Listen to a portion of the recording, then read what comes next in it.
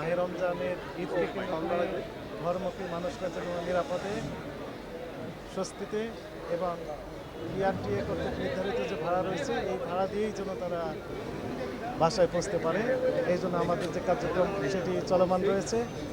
আমাদের কাছে দূরপাল্লার যে বাসগুলোর ব্যাপারে যে অভিযোগ প্রতি বছর বেশি আসে সেই অভিযোগটা এবারে আমাদের আসলে নেই বললেই চলে, কিন্তু লোকালি যে বাসগুলো রয়েছে সেই সম্পর্কে দু একটি অভিযোগ আমাদের কাছে রয়েছে এবং সেগুলো আমরা একটু দেখলাম। যেমন ঢাকা থেকে মানিকগঞ্জের যে বাস শুকতারা এবং আরেকটি দেখলাম সেলফি, তাদের বিরুদ্ধে কিছু কিছু অভিযোগ ছিল, সেটি আমরা সরেজমিনে তদন্ত করে দুইটি পরিবহনকে আইনের আওতায় নিয়ে আসা হয়েছে।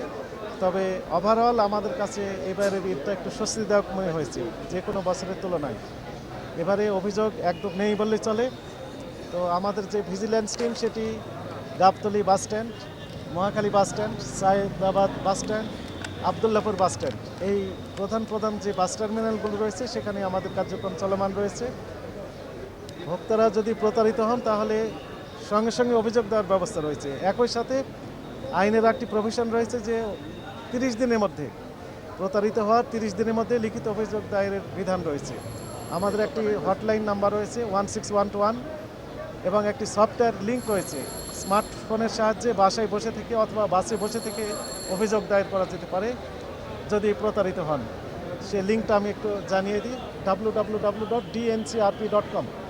এখানে অভিযোগ দিলে ঈদের পরে আমরা শুনানির মাধ্যমে এটি নিষ্পত্তি করার ব্যবস্থা করতে পারবো। হ্যাঁ, ইমিডিয়েটলি আমরা প্রতিকার দিচ্ছি। যদি কোনো ভোক্তা প্রতারিত হন, কোনো প্যাসেঞ্জার যদি বেশি ভাড়া দিয়ে থাকেন, কোনো পরিবহন যদি বেশি ভাড়া নিয়ে থাকেন, তাহলে অভিযোগ দায়ের করার সঙ্গে সঙ্গে উনি প্রতিকার পেয়ে যাবেন। কিন্তু যদি এমন হয় যে অভিযোগ ইমিডিয়েটলি দিতে পারছেন না, তাহলে ওনার জন্য 30 দিন সময় রয়েছে। 30 দিনের মধ্যে অভিযোগ দিতে পারবেন। 30 দিনে অভিযোগ দিলে আমরা ঈদের পরে শুনানির মাধ্যমে এটি নিষ্পত্তি করতে পারবো, অর্থাৎ প্রতিকার দিতে পারবো। কোনো পরিবহন বিআরটিএ কর্তৃক নির্ধারিত ভাড়ার চেয়ে অতিরিক্ত ভাড়া দাবি করে থাকে, এটি অপরাধ।